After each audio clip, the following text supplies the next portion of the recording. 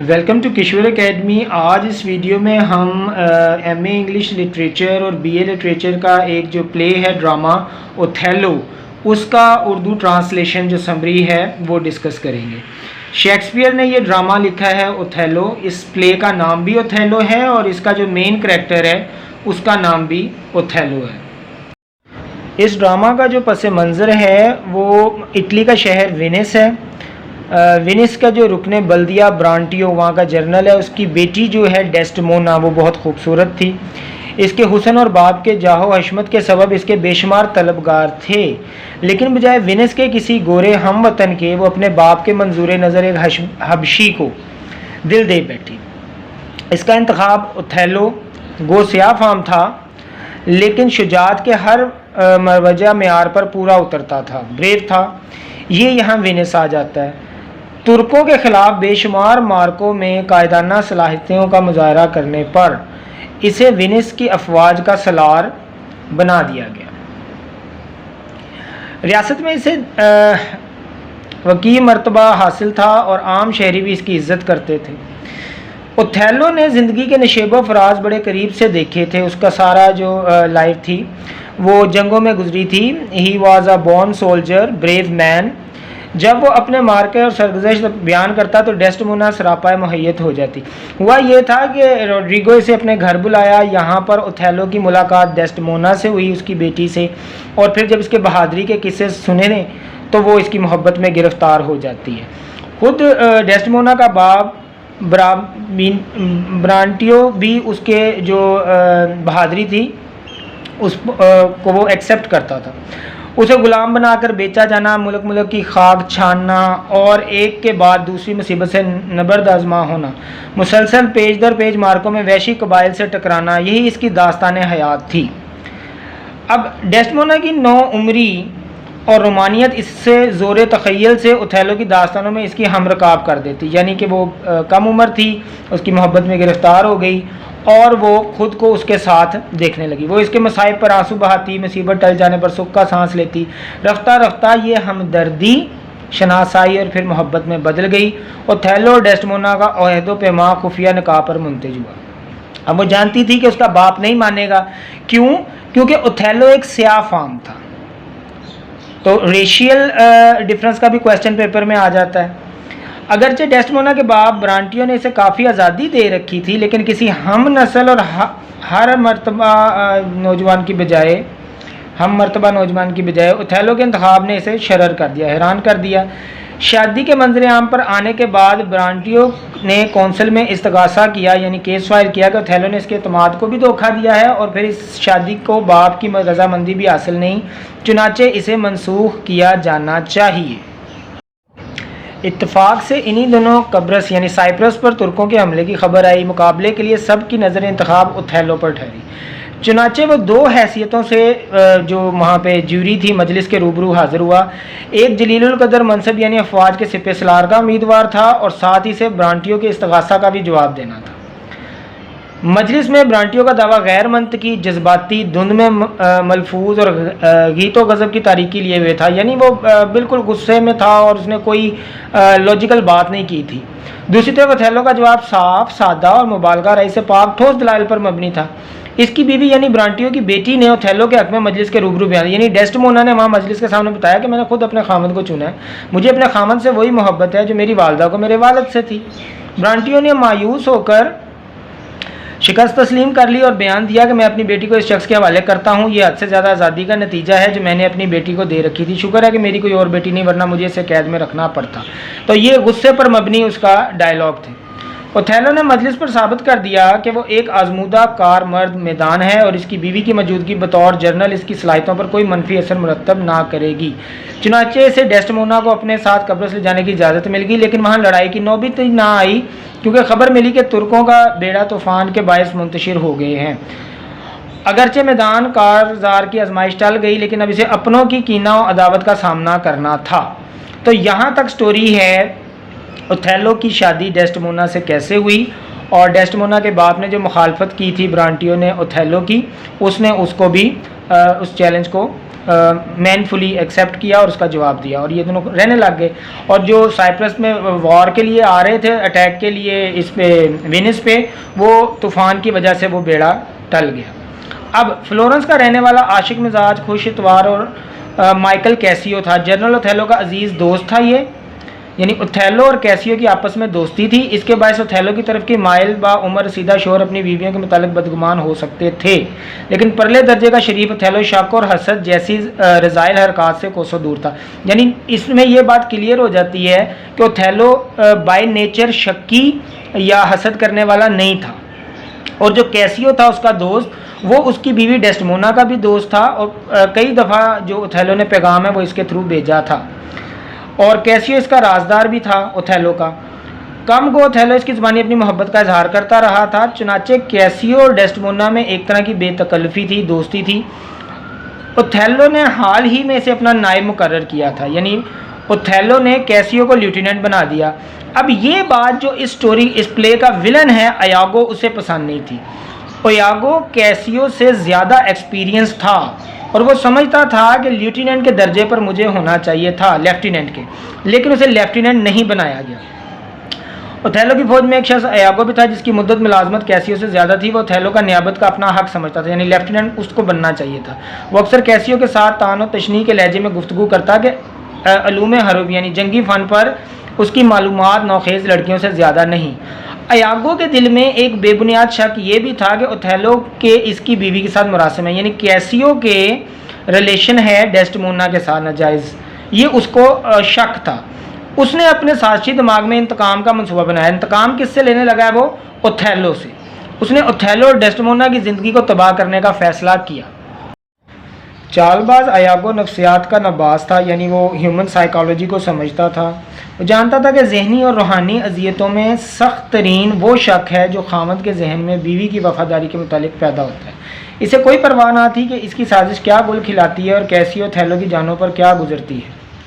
قبرص میں اوتھیلو اور اس کی بیگم کے اعزاز میں جشن کا اہتمام ہوا. اوتھیلو نے کیسیو کی ذمہ داری سونپی کیسیو کو کہ اپنی سرمستی اور مے نوشی میں عام شہریوں کے لیے کوئی مسئلہ کھڑا نہ کریں, یعنی اس پارٹی میں لوگ شراب وغیرہ پی کے کوئی پرابلم نہ کریں. یہ رات جام لنڈھانے اور اپنے جنرل اوتھیلو کے ساتھ اظہار وفاداری کی رات تھی, یعنی جشن منایا گیا. ایاگو نے اپنی سازش کا آغاز کیا اور اوتھیلو کی وفاداری کے نام پر ہلا شیری دی کہ کیسیو اس کی ضرب سے زیادہ یہ پلا دی, یعنی جو کیسیو تھا اس نے اس کو زیادہ پلا دی. اس نے مدہوشی میں ڈیسڈیمونا کی تعریف شروع کر دی. ایاگو کے سکھائے ایک شخص نے بیگم کی شان میں گستاخانہ کلمات کہے, اس پر لڑائی شروع ہو گئی, یعنی اس نے اس کو پلا دی اور پھر اس سے جان کے بات کی. جب ڈیسڈیمونا کی تعریف کی کیسیو نے تو وہاں ایک جو ایاگو کا ہی شخص تھا اس نے اس کو لڑائی کروا دی کہ تم نے میڈم کی شان میں گستاخی کی ہے. تو ایک معتبر افسر مونٹیو جو لڑائی کو رکوا رہا تھا زخمی ہو گیا. ایاگو نے خطرے کی بیل بجا دی, یعنی الارم بجا دیا. یوں ایک معمولی جھگڑے کو بلوکے کا رنگ دے دیا.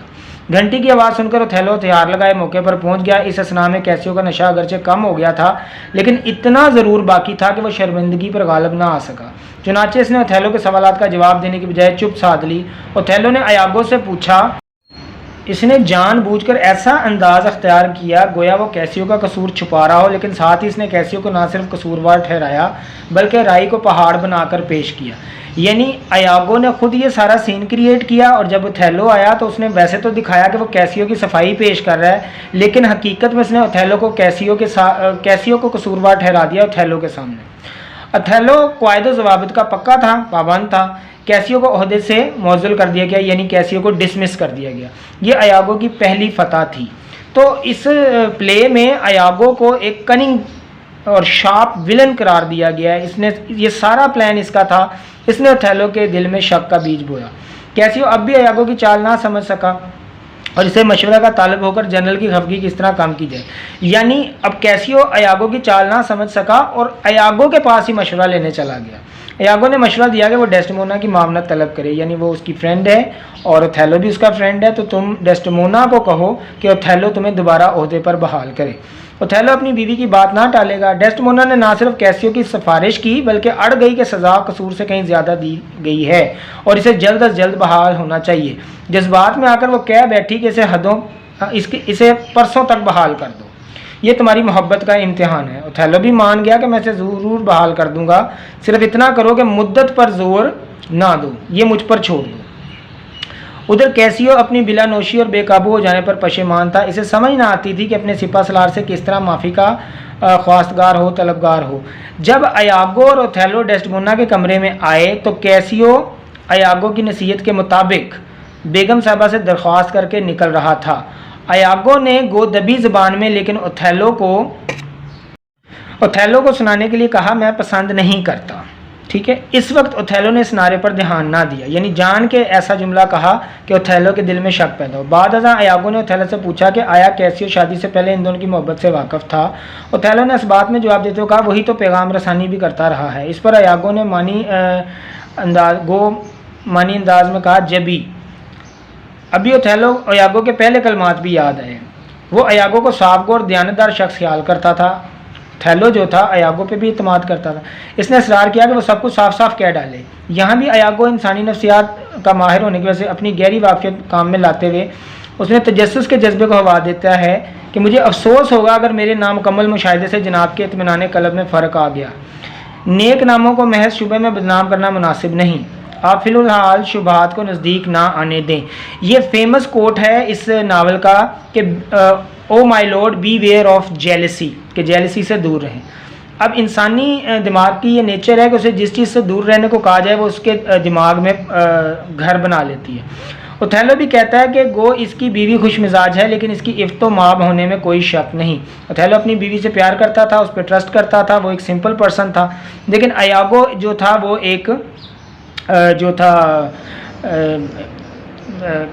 جو کہہ لیں کہ کننگ ویلن تھا اور چالاک انسان، وہ اپنا بدلہ لے رہا تھا اور یہ ساری گیم ایاگو کی کھیلی ہوئی تھی جس کو باقی کریکٹر نہ سمجھ سکے۔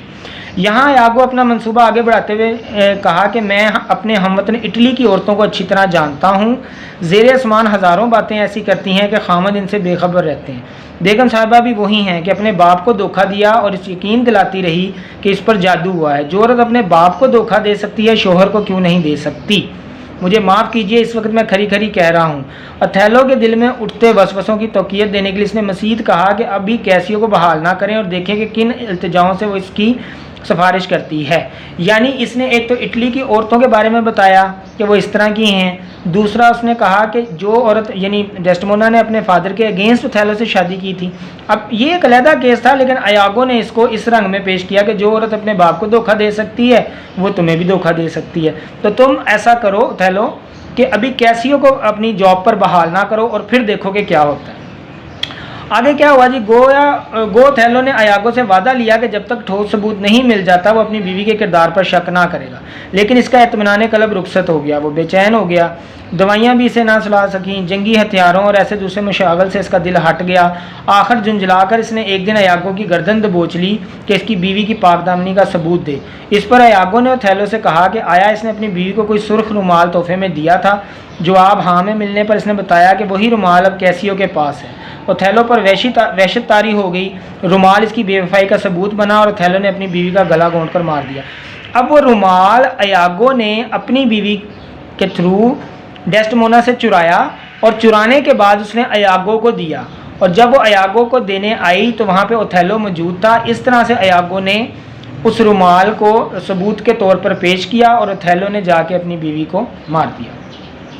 اوتھیلو کی تمام خوبیاں اس کی شکی مزاج پر غالب آ گئیں، تمام خوبیوں پر شکی مزاج غالب آ گیا۔ اس نے تحقیق کی زحمت ہی نہ کی کہ کیسیو کے پاس وہ رومال پہنچا کس طرح۔ وہ بار بار ڈیسڈیمونا سے رومال طلب کرتا رہا جو وہ پیش نہ کر سکی۔ اب اس میں غلطی کہیں ڈیسڈیمونا کی بھی ہے کہ اس نے بھی کھل کر بات نہ کی، چپ ہو گئی، خاموش ہو گئی۔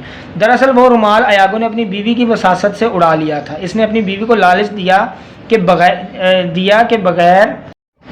بغیر ڈیسڈیمونا کے علم میں لائے، یعنی ڈیسڈیمونا کو بتائے بغیر وہ رومال وہاں سے لے آؤ تو میں تمہیں اس طرح کا ایک رومال بنوا دوں گا۔ ایاگو نے اپنی بیوی بھی اس کے بھرے میں آ گئی۔ ایاگو نے وہ رومال قصداً جان بوجھ کر کیسیو کے راستے میں گرا دیا، رومال کیسیو نے اٹھا لیا اور یوں ایاگو کی سازش مکمل ہو گئی۔ معصوم اور بے گناہ بیوی کی قتل کی آگاہی اوتھیلو کے لیے عذاب بن گئی۔ اس نے اپنا خنجر دستے تک دل میں اتار لیا، یعنی بیوی کو مارنے کے بعد خود بھی خودکشی کر لی، بیوی کی ناش پر گر کر قید حیات سے آزاد ہو گیا۔ اوتھیلو ایک بے مثال بہادر شریف انسان تھا، جلد بازی میں آتش کا شکار ہو گیا، یعنی دنیا کے داؤ پیچ نہیں جانتا تھا۔ اس کی جوان مردی کی داستان مدتوں زبان پر رہی۔ اس کی وفات کی خبر وینس بھیجی گئی اور ایاگو ذلت کے ساتھ پھانسی پا کر اپنے انجام کو پہنچا۔ بعد میں ایاگو کو پکڑ لیا گیا تھا۔ اس طرح شیکسپیئر ہمیں یہ اخلاقی سبق دیتا ہے کہ عالی فطرت اور بلند ظرف انسان بھی بدگمانی اور شک کا بویا ہوا بیج تیزی سے بڑھتا ہے، اور یہ شک اتنا منہمک کر دینے والا ہوتا ہے کہ انسان کسی دوسرے پہلو پر سوچ بھی نہیں سکتا۔ اس کی فطرت سلیم اتنی ابتر ہو جاتی ہے کہ ساری شخصیت اس کی ایک شک کے گرد گھومنے لگتی ہے اور انسان بے بس اور لاچار ہو کر اپنی منطقی انجام کی طرف بڑھنے لگتا ہے۔ یہ تھی کہانی۔ مزید ایجوکیشنل ویڈیوز کے لیے کشور اکیڈمی یوٹیوب چینل کو سبسکرائب کر دیں۔ Thanks for watching.